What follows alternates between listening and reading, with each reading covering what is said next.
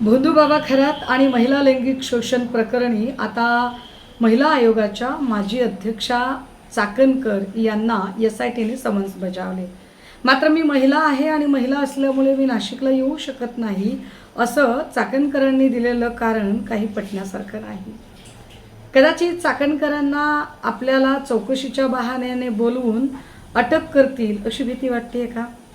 पण मुळात चाकणकरांना अशी भीती का वाटते? कर नाही त्याला डर कसले?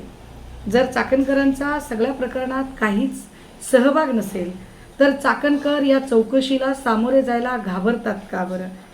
सगळ्यात महत्त्वाची गोष्ट, SIT जी या संपूर्ण प्रकरणावर काम करते त्या SITच्या प्रमुख सुद्धा तेजस्विनी सातपुते या एक महिलाच आहेत। 2-3 दिवसांपूर्वी मी आणि इतर महिला आम्ही नाशिकला गेलो होतो। काय चाकणकरांना कायद्याचा आदरच करायचा नाही का? SITची किंमत चाकणकरांच्या नजरेत काय कसपटा समान आहे का? चाकणकर एका अर्थाने समन्सला अशा पद्धतीने जेव्हा उत्तर देतात याचा स्पष्ट अर्थ चाकणकर कायद्याला कवडीमोल समजतात।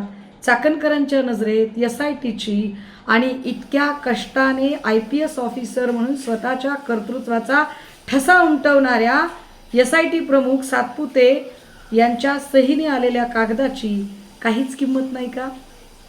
पण मुळात आत्ता या सगळ्या प्रकरणात SITचा कणखरपणा बघण्यासाठी महाराष्ट्र नक्कीच उत्सुक आहे। ABP माझा, उघडा डोळे बघा नीट।